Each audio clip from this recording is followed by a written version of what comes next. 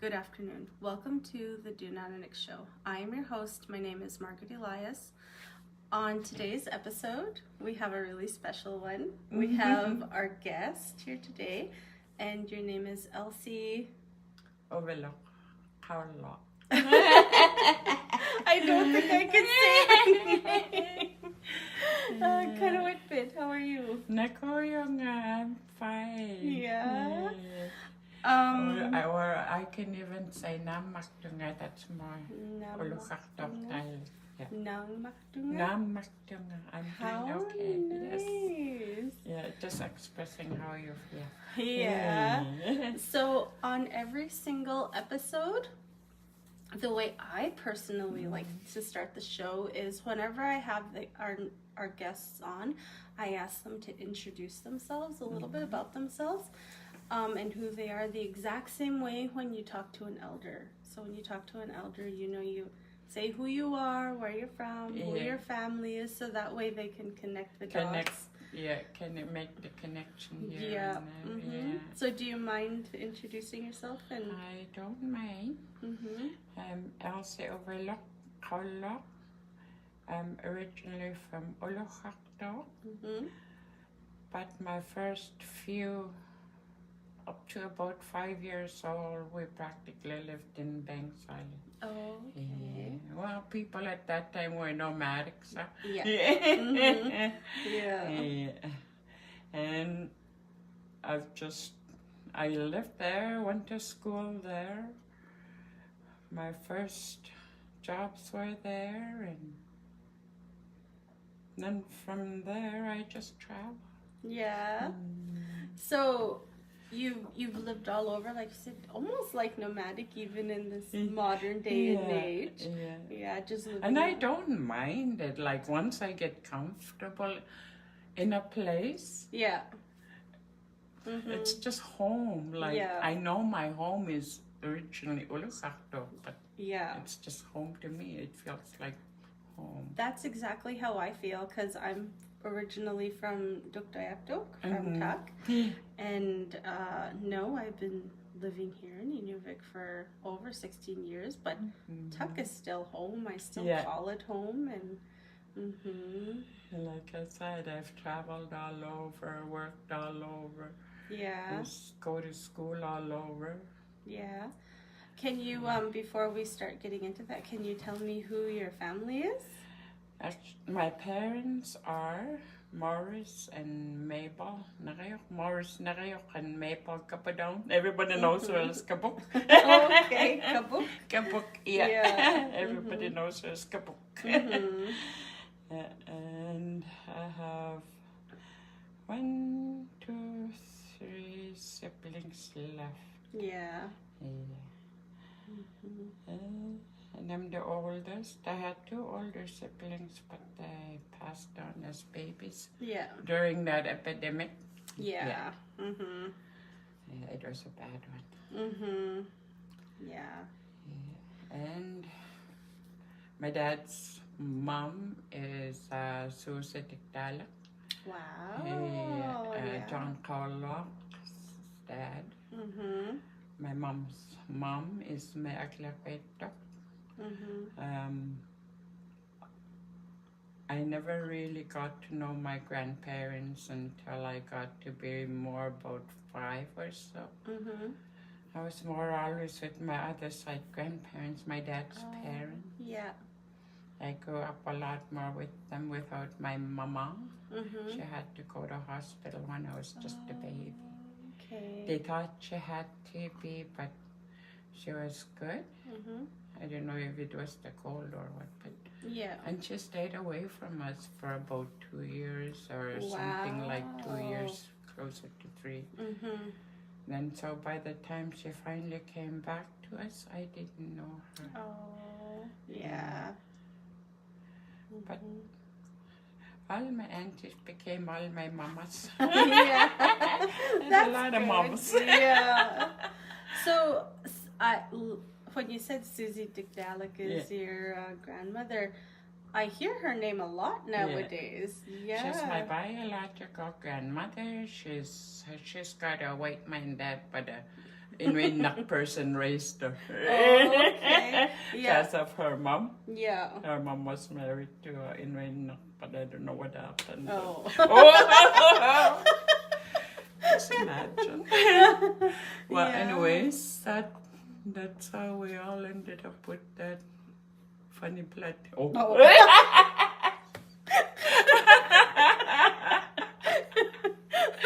All mixed. Oh my goodness. Elsie. Now I like to laugh. Yeah. So,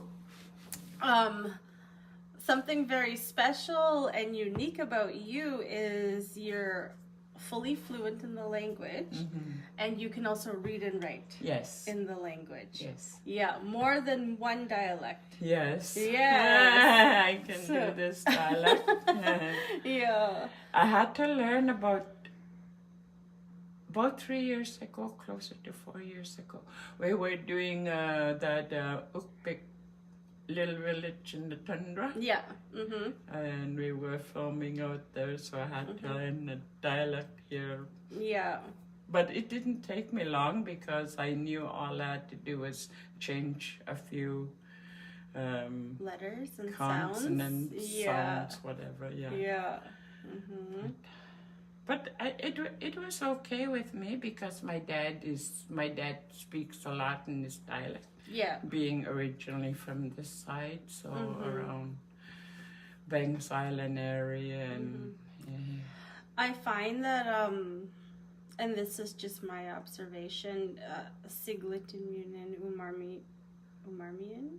Yeah. Is that how you say it? They're so similar, but ऊvagut dialect sounds really different. It is different. Yeah. We don't use the S. We don't use the R. Yeah. Yeah. We don't use the Q. Yeah. So it's... And just recently I find out it's just AIU now for vowels. Oh. And I don't mind it, make it even easier. Yeah, it makes it for you to do your work, it's probably easier. Yeah, it makes it simpler. So when we talked a little bit, so I'm usually, when I have people on the show, I usually know them and it's just easy breezy to sit and have a conversation. And this is the first time we're meeting. Yes, it is. So when we were talking a little bit and I asked you to be on the show, you told me that you've mostly worked in education. Most of my working years have been in education. Yeah. And then there's times when I realize I'm burning out. I go to an office, find an office job, or I've worked as a court worker, you name it. I just, just so that I don't burn out, and then I go back to the school. And that's a really good way to do it. Yeah, and I've traveled all over the place, so it's made it a whole lot easier. Yeah. Even in {naᕕmi니ᓅṕոտ. And I also worked with the MLA from {naᕕmi니ᓅŒ when he was living in {naᕕmi니ᓅṕոտ. He did a lot of his his translations and transcribing for him. How nice. So you not only worked in education and you're fluent in the language, you've also done a lot of translation. Yeah. Yeah. Translations, transcribing. Yeah. Is it lots of work doing translation and transcribing? Translating, I find you really have to think hard, like, because there's a big audience already, and you gotta make sure the right words are coming out. And when I do transcribing, it just seems to flow because I'm alone. Yeah. Yeah. So it's a little bit easier. Yeah. Yeah. You just make me think of like when you said you got a big audience, like those movies long ago. People in the language said anything they wanted. Yeah. You can't do that now. They know what you're saying. Yeah. Yeah. That's true. You have to make it accurate. It's true. Even like in meetings, in meetings, you really got to make sure that you're translating good. Yeah. So that everyone understands. And it's pretty nerve-wracking at times, but you get through it when you know what you're in for. Yeah. Yeah. So, you said when I talk to people, usually they've like moved all over our region, but you've moved all across Canada. From Inuit to Sitka, Alaska. Right to Alaska too. Yeah, Sitka, Alaska. Yeah. Oh, beautiful, beautiful. Yeah. It used to be a Russian colony. Yeah. Community. Crumbled down castle and all. Oh my goodness. Beautiful. Really different, their hotels are so beautiful. Yeah, in Sitka. Yeah. And their Roman Catholic church is really nice. Nicer than our igloo church? It's really, it's got all kinds of things on it. Yeah. And upstairs they have all kinds of the clothing and whatever they used to have long ago. And like even for indigenous people? Yeah, for the indigenous people long ago, like feathers, feather jackets, parkas, whatever they were. We can't feel them because they're behind glass. We can't touch them, but we can look at them. Yeah. Really nice. So you got to be with like all the different Inuit people in like North America. Yeah, even with I just enjoy traveling. Like, and my kids are used to it, so now they're all over the place. Yeah. They live all over. One's in Nova Scotia. Oh my goodness, all the way on the other side of Canada. She was traveling all in the north to doing hotels. Yeah. Working in hotels. Yeah. So you've lived sounds like all types of different lifestyles, like right from being nomadic all across Canada and North America, I should say. Just a tip of North America, because it's almost right at the border of BC. It's one of those little islands. Yeah. You just got to make your way to Greenland. And then Norway. Go see my family. Yeah, all of our extended family. Yeah. Sorry, just gonna drink some water. Yeah, it's good. It does get dry. It does, yeah. Especially because I was doing work right before I came here.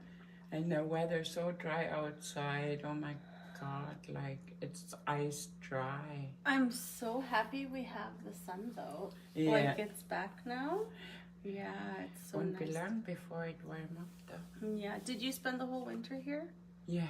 You did? Yes, I did. Yeah. How I'm only hearing about you now then? I've been here the last 3 years, close to 4 years. Oh my goodness. Because, like, when we try to get people, like, we've had Barbara Magana on the show. And when, like I was saying, it's so hard to get guests in from ууᕙᒍաթ.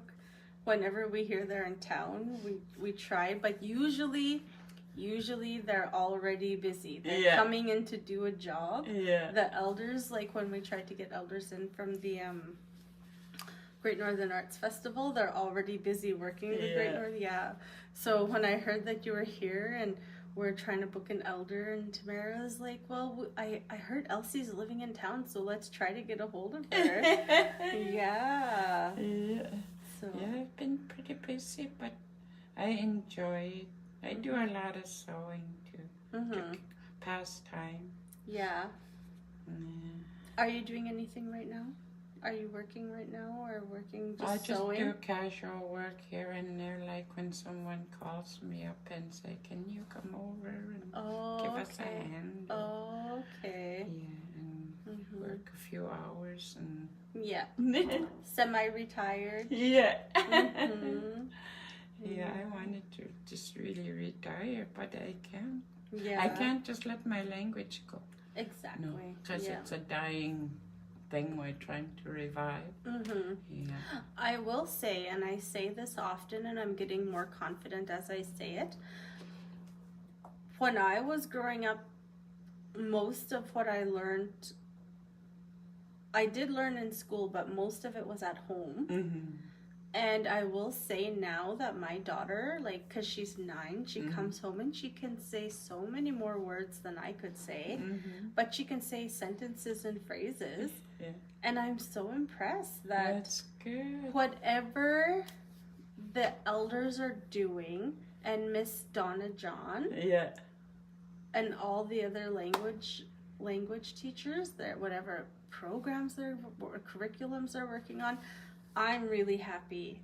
Because I'm seeing the little kids using more, and that makes me really happy. It does make you happy. It does. Because when I notice now that the preteen and under are understanding more and saying more words, and some say sentences. And it's neat. I really like that. It just makes me smile. And it's like it's even in the classrooms they do that, because like not every teacher, but most of the teachers, when they have their circle in the morning and they say no. Here they say nagurunga. Nagurunga. Yeah, right there, nagurunga. And we say nagurunga. That's how I say it. So when I'm here and I'm talking to the elders, I say uvlami, uvlumi, uvlami. But because I'm from Tak, I say ublami, ublumi. But anyways, I was talking about in the classroom in the morning when I was working at the school. I was pregnant, and the one sentence I learned was yagarunga, yagarunga. I'm tired. Because they'd say nagurunga, I can't say naguyunga. They're asking how I am, and I say yagarunga. I'm just tired. I'm pregnant and tired. And that to me is even impressive, because I only learned how to say naguyunga and blanking. What is it? Did they ever do the days, the months in classroom? No. See, the job that I did when I was working with students and helping, because I was just an assistant, usually the classroom I went into was the Gutjing classroom. So I would sit in the Gutjing classroom. I never really got to sit in the Uvagut's one to listen to how, at the time it was Donna John, and it was only her. There was only one language teacher at the time, because that was before they had 2. And so I didn't really get to sit and listen how she taught. Alice was her helper. Or is... I was her helper before Alice. Okay. Yeah, I was working with Donna Johns before Alice. Yeah. And then I told Donna, I'm leaving. I need to go back home. One of my youngest daughters need me. I need to go home. Okay. But I finished off that year and then I went home. And I told her that there's Alice Kimmiksvani is a really good person to talk to too. She's really good too with language. Mm-hmm. Yeah, and she works with language with the health department okay. here. Yeah. And the courts. Yeah. So she's really good too with language. Yeah. I have asked her to be on the show. Oh. Yeah. So, but your question, if they do the days and stuff, I didn't get to see, or I didn't. For me, I was learning. Yeah. So I was like learning Gutchin, sitting in the Gutchin class. I learned how to say Vanguinzi and Dringuinzi and learning how to use the language in there. But no, I really wish I did get to go into the Uvagut language class, because then I could have sat and learned like the rest of the kids. Yeah. But that was... we do seasonal. We teach, certain things within the season. Yeah. Along with basic words, and just try to integrate the whatever we're teaching with the everyday basic words, and just to make them get that connection. Yeah. I really hope that our community corporation gets back into having the language classes. Actually, I was really thinking of starting a language class, but I'm not sure exactly where and... I think the community corporations organize it. Yeah. Okay. So if you approach them, they could probably restart the program. If we start from the basics for the first few months, things can flow. Yeah. And you can end up playing 25 words or less. I don't know what that is. Game show. Oh! Say words. 25 words or less in a game show? Use Inuit words. No, I'm just using just hard. Make it just hard. Yeah, make it really. You could have a sentence that long on paper, but it's just a little word. Yeah. I used to make up games too with the kids, like we play with spin the bottle, say a Inuit word we learned, and then try to define what it is. Those things are fun. That's how they learn too. Yeah. I remember playing lots of mukbak ball. Yeah. I remember playing lots of mukbak in Sarah Anderson's class. Yeah. Yeah, no, we played. We used to play lots of mukbaking. Yeah. Yeah. So I know when I talked to you and I was asking you before we started the show if you had stories you could share. Do you think you could share any stories? Well, I could share one. You could share one. Do you want to share it in the language? Do you mind doing that, or do you want to share it in English? I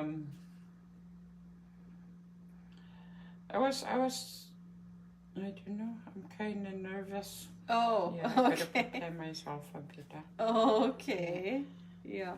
I just don't want to say things that might offend someone if I say out the wrong word. Okay. Yeah. Well, you don't have to use names if you don't want to use names. But if I knew what I was, like if I have to talk about whatever, I could have wrote a little whatever and just go over it, and then okay, I could do it. Oh, okay. Well, you could just tell me a story. It doesn't have to be. Well, there was a time I remember. The time my parents were moving to ऊᕙᒍաթ, to Victoria Island. Before there was a ऊᕙᒍաթ. But there was really an ऊᕙᒍաթ. It was just that it was not a community. Yeah. And back in the 60s, 61, 62 somewhere. I was just a little kid. they were making families go back to making them go to the communities from off the land, so the kids could go to school. And that I really pity the people that had to do that, because they are the ones that really suffered. We think we suffered, but no, the people that had to move off the land to move into a community, those are the ones that suffered, because they live only on native food. Yeah. And then when they're living in a community, you run out of native food pretty quick. And they first get there, they got no place to hunt, because they don't know the surrounding area. It's not their hunting place. Even Victoria? No, I mean, like, people had different camps in families. Like, say, one family would be in a certain area, another family might be in a different area along a coast. Yeah, but they're maybe 20, 30 miles apart sometimes, maybe less. And they were seasonally traveling all the time, following the migration of the animals. Yeah. And in the winter time, they had igloos on the ice, and they were doing their sealing on the ice. I caught a little bit of that as a kid. Yeah. I see my grandparents in the igloo. I used to like to sleep with them in the igloo. Yeah. It was warm, huh? Yeah, you never noticed that it's cold. Yeah. It was small or big? That's a good size. Good size? Yeah, about this big maybe. Can you imagine? A bit. And yeah, they had a stone lamp, a rack, and their pots, whatever. Yeah. Cooking implement. It had a kulik. Yeah, kulik. Kulik, yeah. Stone lamp, kulik. Yeah. I always want to learn how to start one. I never ever did. There's still time. No, I just pitied these people a lot. Yeah. They had to try to find ways to get their food in, where to go trapping, you know. It must have been hard on them. Yeah, I think, must be from the door, a doll, something strange. Something just fell over. A drum right there. The drum fell over, sorry. A drum fell over and something fell, I think, when the door closed. Yeah. Oh, yeah. Yeah, no. It caught our attention. Yeah. No, I don't know what that is. Made me jump. Oh! Koglu. Yeah. As I thought somebody came in really quietly. Our worker did. Oh. Yeah. There was no door that closed. It was what? The door? There was no door that closed. Oh, it just fell. Oh, okay. Yeah. So, you were telling a story about how you caught just a little bit of living on, like your grandparents live on the ice. They stayed right on the ice? Yeah. Like, they built their snow house on ice. It's same as like when they built it on a land or by the land. Okay. Yeah. Wherever they find good snow, you need to have good snow to build a igloo. Yeah. So it stays warm and it doesn't crumble. You watched them how they did seal hunting? You never watched them? I was too small. Oh, yeah. okay. All I remember is like waking up and going back to sleep and, too small to really remember. Yeah. But I remember seeing the igloo.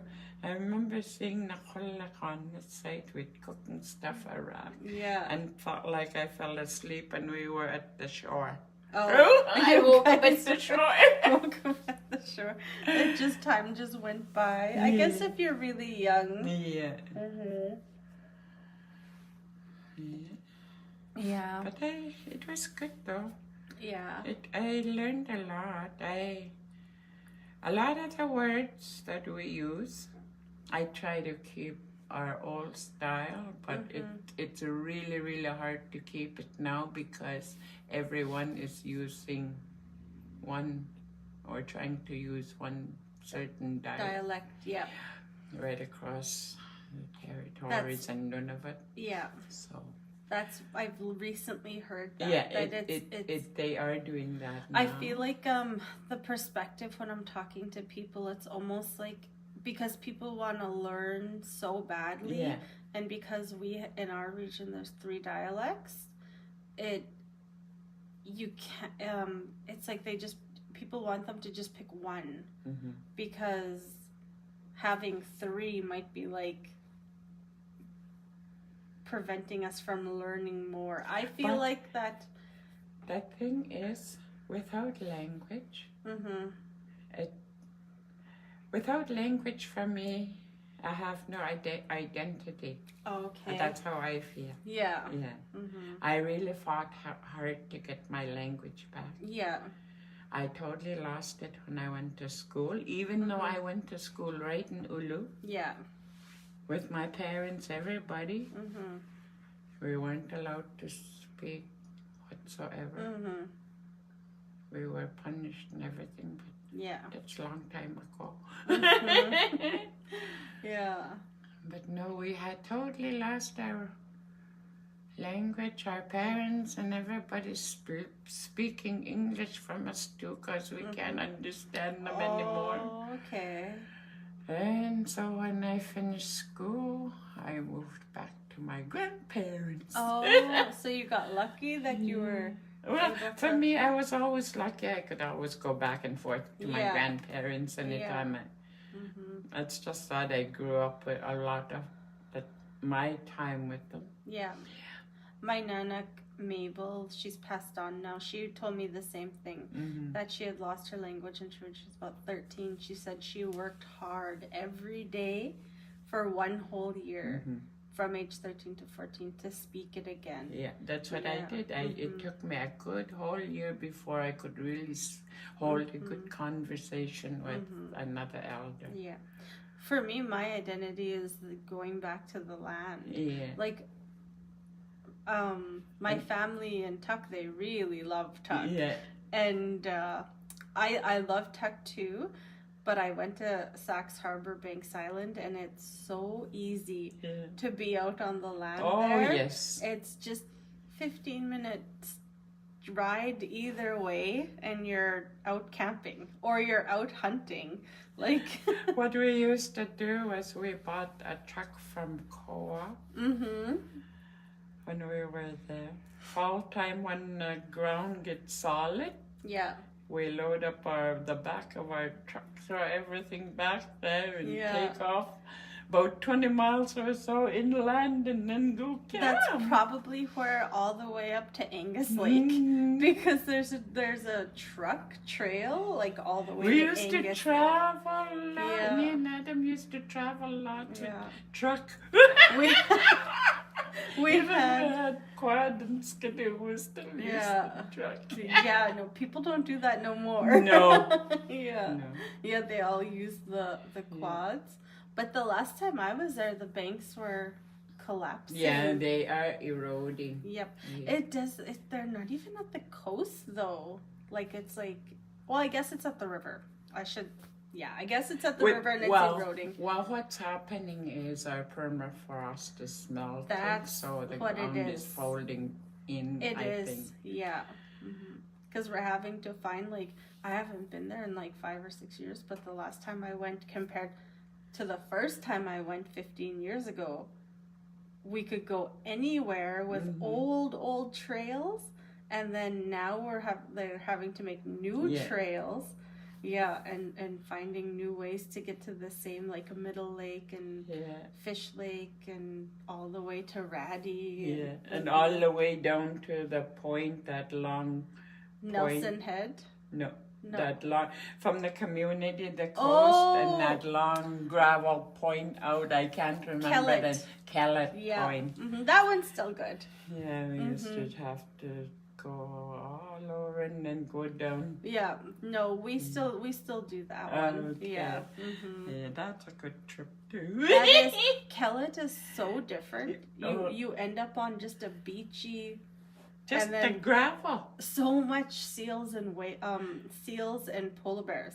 And not only that, there's so much eider ducks in the springtime. They're laying eggs. You're walking.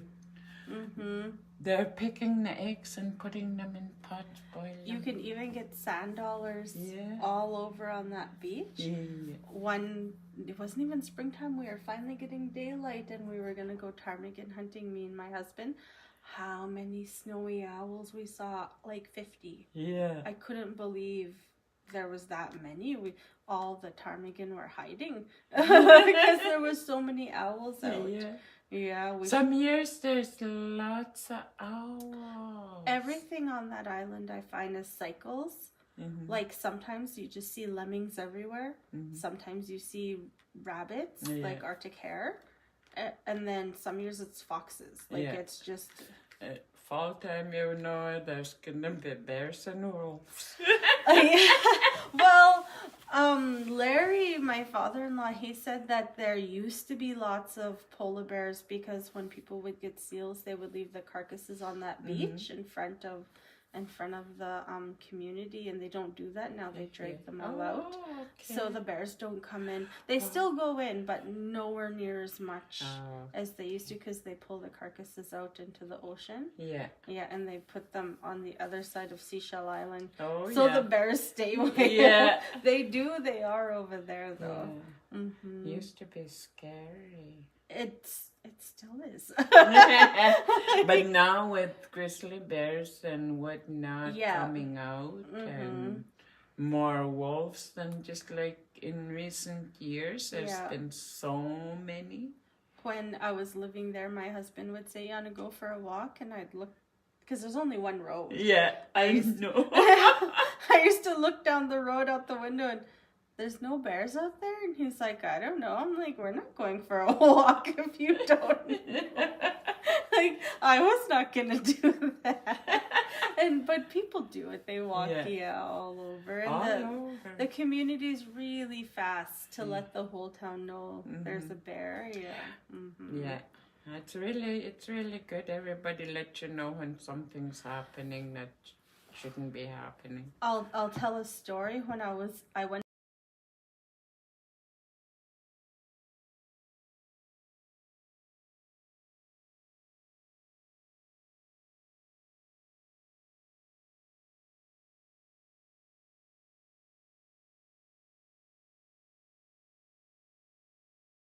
to ùvagut once in my life. I think I was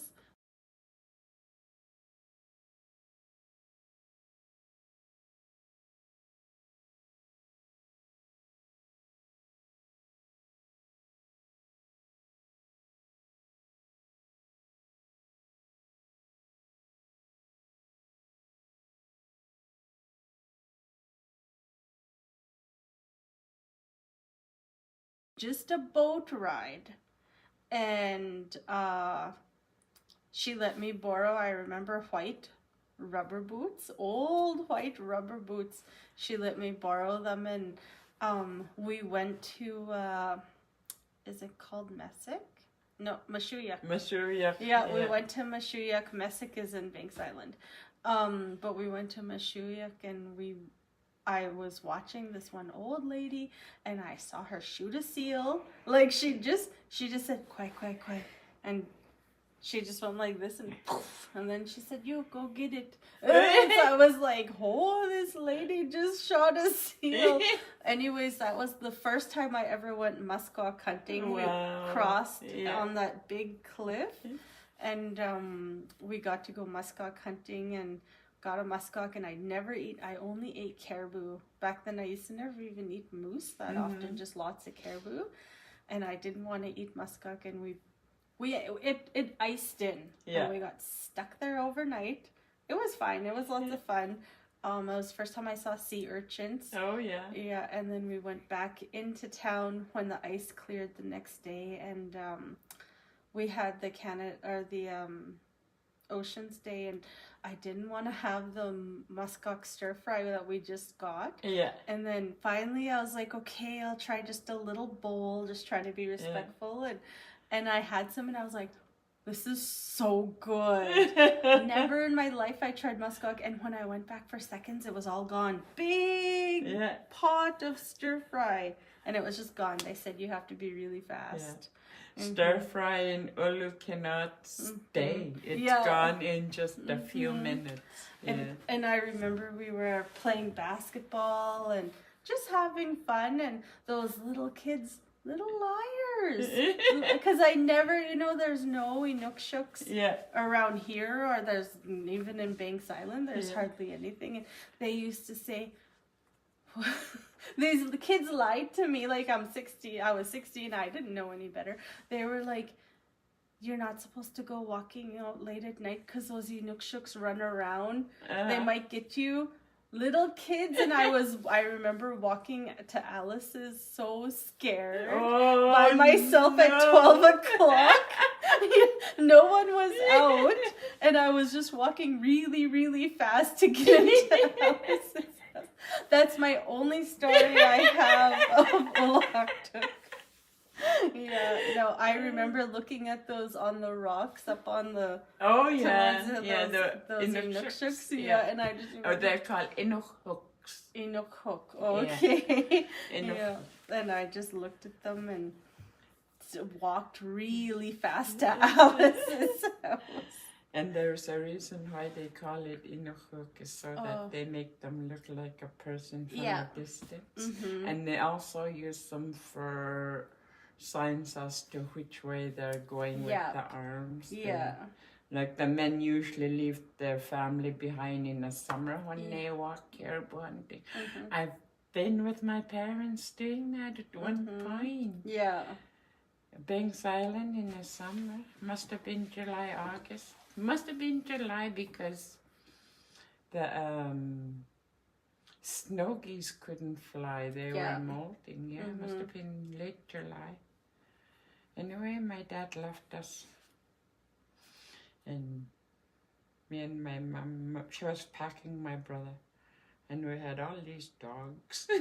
She had all these dogs. Yeah. My dad, he wanted to, they want to try to get as much as they can.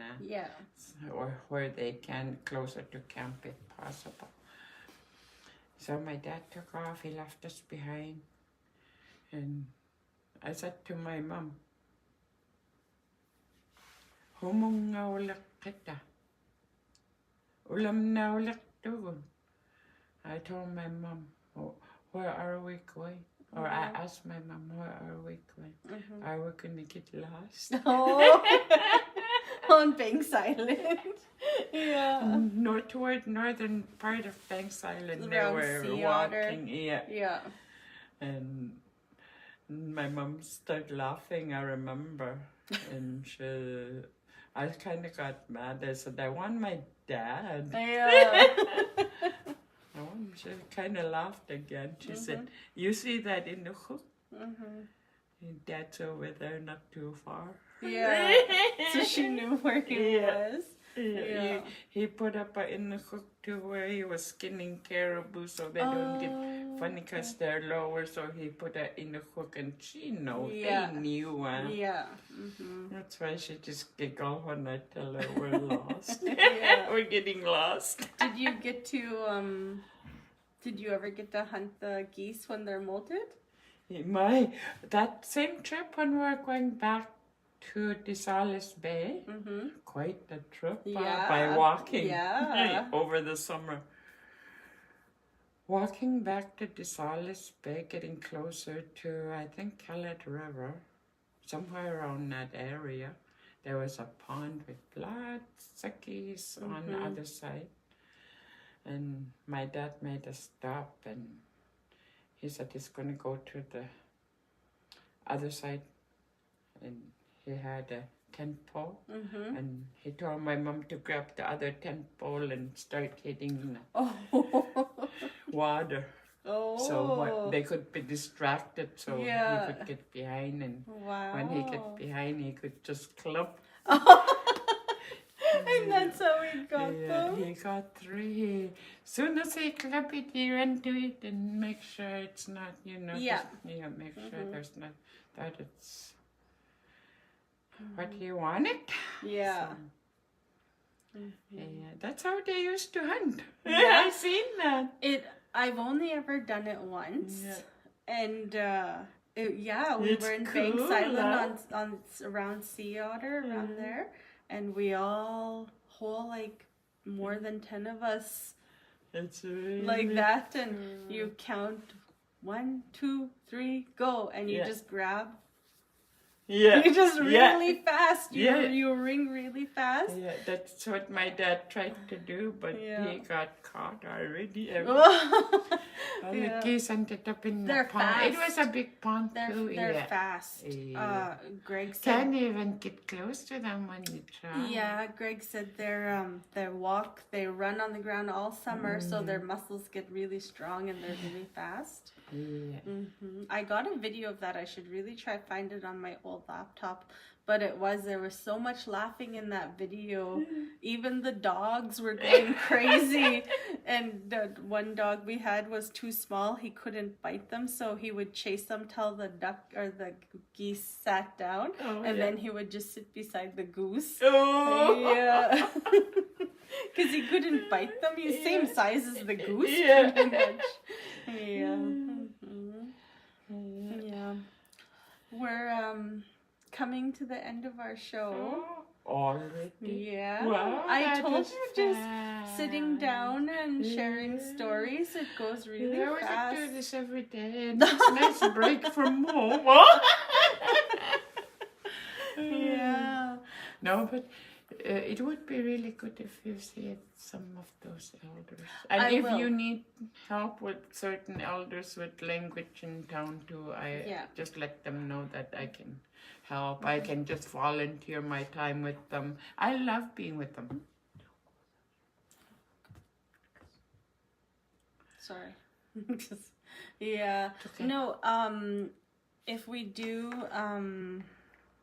sorry, I'm just gonna check something. If we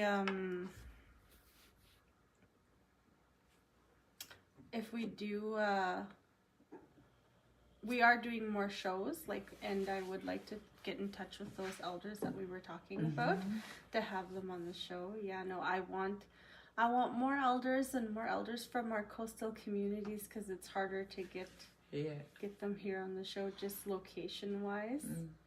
Yeah. And the thing is, we're losing our clothing styles.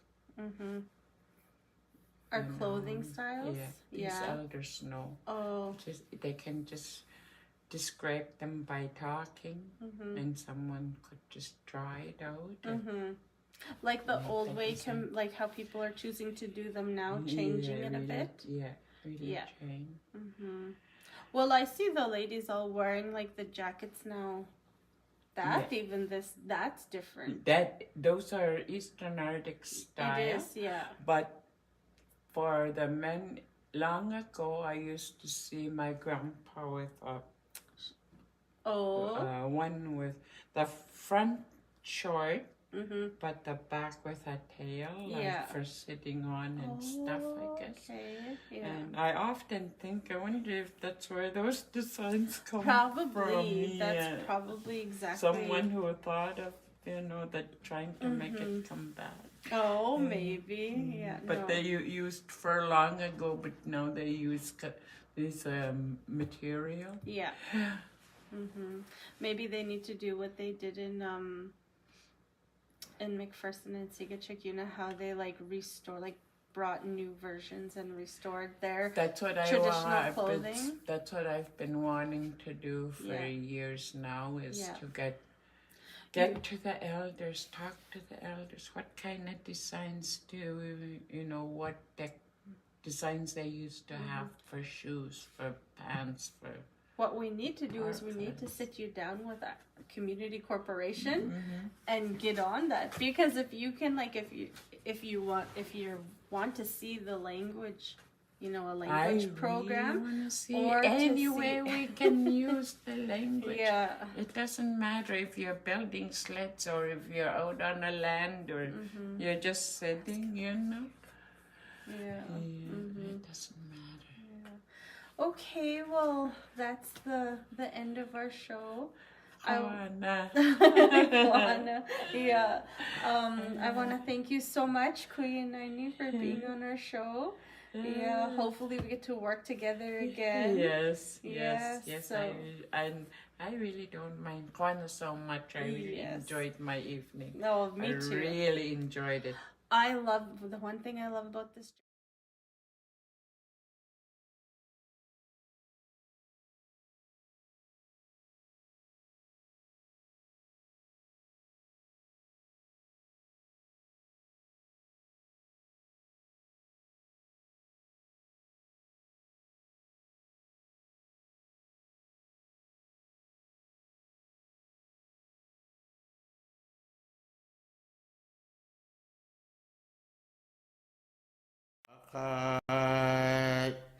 in mamana ya ya ya ya